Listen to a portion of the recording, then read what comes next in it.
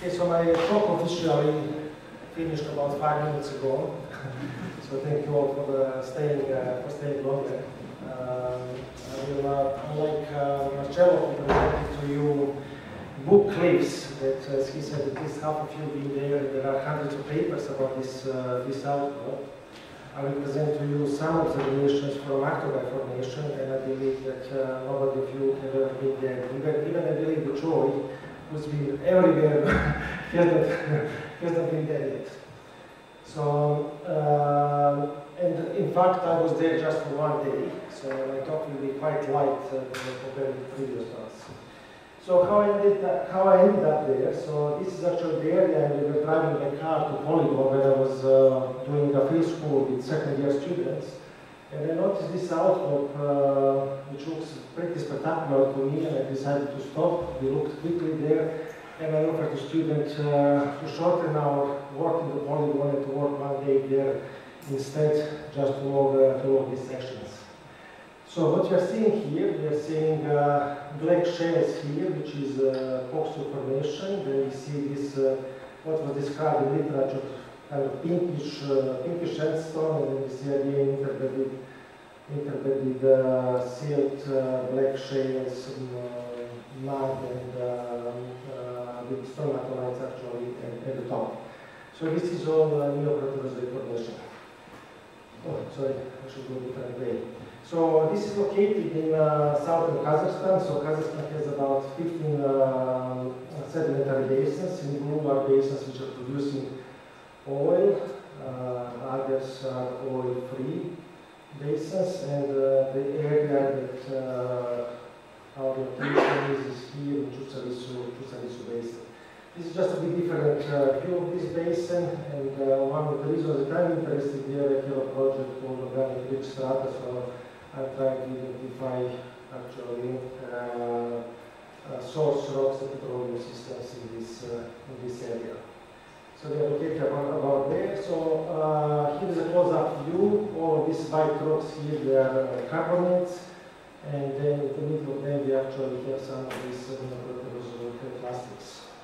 This is geological map, and what I'm showing to you here, the formation is very narrow strip here of this NEOPROTEROZOIC plastic. It can be really nicely followed over long distances, and it's basically desert system there, so we can very nicely distinguish that from black shales above and black shales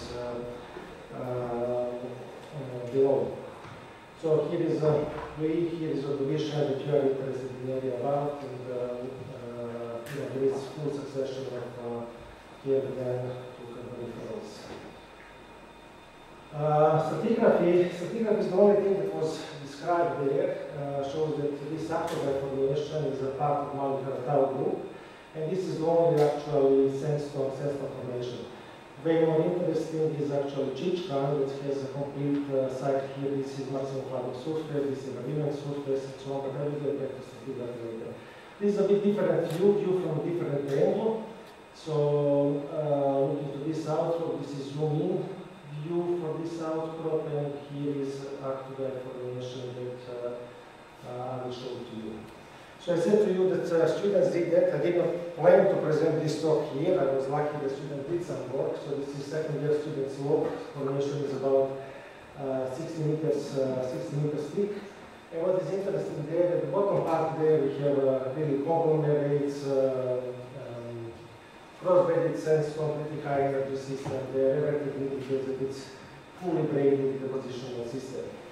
So when we're going further up that section, then we start seeing some tidal faces. So this is one of the images. I will just zoom in into this part here, and you can see here that we have very fine grained bottom sets. We can see very obvious double mic drapes, some laser bedding, and so on. And we see that actually current points from left to right. So now all pictures are taken to the outcrop there. So some currents you see goes left, some currents goes to the right.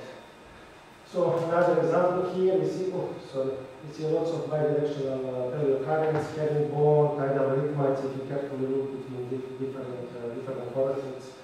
So definitely tidal indicators. This one here is very interesting. It shows migration So, sorry, I'm really shows migration from this side to this side. This is the same image, just this is the bed bottom, this is the bed top. We see kind of thick, thin, thick. You can see more sandy, more heterolithic, more sandy. So all of that points to us that we have here spring cycles. So in this case, the direction was in opposite way. So now I'm using Tidal Atlas of Kazakhstan here, Tidal Atlas of Central Asia, and I will use only the central part which shows basically reconstruction for the middle, for the NEOPROTEROZOIC time, and where we are located actually right here between two big land masses. And now, sort of, I thought that the theme of the conference are straits, but at least field trips are not straits. To me, that looks pretty much as a strait. And we speculate here that actually we have some tidal amplification. This is the reason why we have tides. Now, why we have this land back here? So this is contribution to Slava. Slava said that I have to tell you that strait is likely a result of strikes with motion. We are fully linear trails of giant faults of the city of KAZAKHSTAN. So this is the concept that we published together in 2001 for broader KAZAKHSTAN area. So with all of that, now we came with the concept of development, how it created. So Antoine created these nice diagrams. Here, so in the bottom part, that when separation of two land masses happened, that actually we have braided system, that it was probably somewhere here was divide, the braided was going one way, here is going one way, here is relative similar lines at least, formation of the seaway or strait, and then this is evidence again from braided at the bottom, then we have very mixed say braided and tidal, and we have pure fully tidal at the very top. So if you're looking now at if I rotate this image without kind of 90 degrees down, so this is the unit that we were looking at, so this is the 60 meters. So we have marine below, we have sequence stratigraphy framework now, erosional base, which is sequence boundary, we have overall sea level rise there, we have a remnant surface here, and going back to fully marine deposition environment. So with that, I mean, thinking about that, I thought about McMurray. I spent lots of time with McMurray, and you may recognize Alab here. So Alab the price of thinking about the system that they are looking here. This is the amphitheater section in McMurray. And what I'm really thinking about, sorry, this is not coming. So the flying should come in, but I have a bit problem. It should be open estuary system there, showing big, actually it's coming. Showing open estuary system, showing big bed forms there, and we were thinking about that, and actually then I did some work with a number of wells around that shows actually the significant area we live there, and actually the output that we're looking at was here. So we had significant significant tide amplification with incoming tides, with outcoming tides, that would happen in other areas as well. So I'm showing that because essentially the subsurface there, I'm sorry, I forgot to mention this image here. This is actually from there. This is a highland. This is the Bonian, which is bounding this constrained area there. I'm showing that because nobody talked about really reservoir today. Essentially, these narrows in McMurray we always had the best reservoirs. So these best reservoirs in this case was proposed as problem. In fluvial settings that we have this kind of convergence of the flow, but we proved in our guidebook there for McMurray that actually this place are absolutely the best place in tidal settings as well. So at least in the McMurray formation, the best reservoirs of use in these tidal states. At this time, we used, when we discovered that, we used, just published this paper on Fustic, and we used the design of creation of these big bed forms in narrow straits, and Now I was on a 3-day trip with Domenico and Marcello, so big thanks to them to showing how big platforms can form with a very, very low tides. So these are my 4 authors. They are noted AKTUGAY section. We have some of them. So this is Antwerp, this is Slava, this is Talgat. Marat is joined now. Marat is for the mines. Starting carbonates here. And these are 4 students who were working on this law here because it was for the time wearing a mask. So I thank all of them for help here. Also, I'm not promoting Kazakhstan, but I know at least that Antonio was supposed to come there through Erasmus program. If anyone of you likes to do any work in Kazakhstan, come to me, contact me, so I'll be happy to be your host.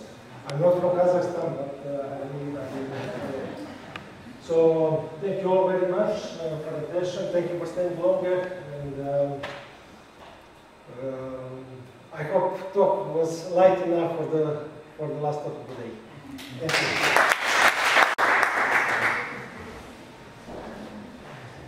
Thank you, Milo. A very interesting talk. Are there questions?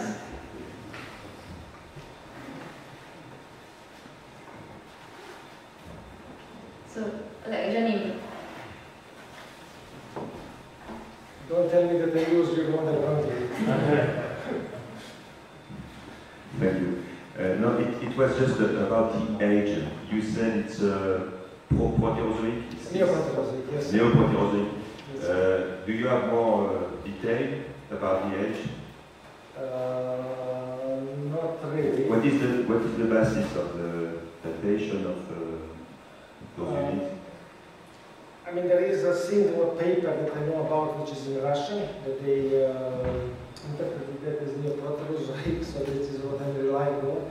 But I think it's very, I mean, biostratigraphy, which is done there, it's pretty, I mean, generally in former Soviet Union. Do you have trace fossils? Not in this formation, but actually there is a German paper about some fossils, microfossils, sacrificates or something like that, which are embedded in chert, which are here in Chichka, and probably they were used as a sort of proxy for defining the age. Okay, thank you. Is there any other question?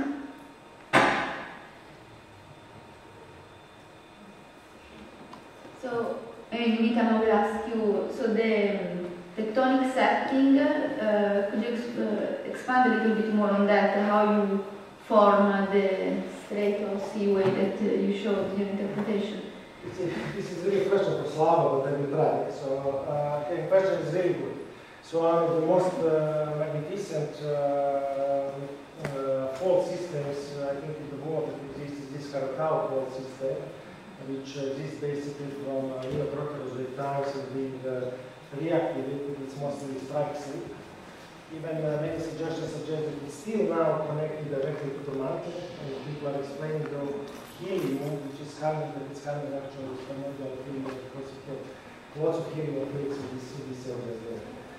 So it's been active. It's essentially strike slip motion there. Mostly. But it was also during the collision. I was talking to Becky about that. Becky was in Kyrgyzstan recently. She knows probably tectonic better. During the Indian collision, there actually offset deformations somehow ended against this fault there, but significant deformations were just against this. Okay, thank you. Thank you very much. Is there any other question? Yeah, correct? I don't need a microphone. What's the best tourist No. attraction For in people. Kazakhstan? No, sorry. Can you repeat for people at home? What's the best tourist attraction in Kazakhstan? You don't need the microphone. It's hard one. I've been there almost 3 years now, but if I have to pick one, I would pick Mangistau province. I really think that Mangistau is more spectacular than Utah and more spectacular than Namibia in terms of landforms, explored geology, and so on. Just virtually nothing is documented there in the literature. So Kazakhstan is waiting for you. Thank you very much. Any other question? No, okay. Thank you very much, Milo. Thank you.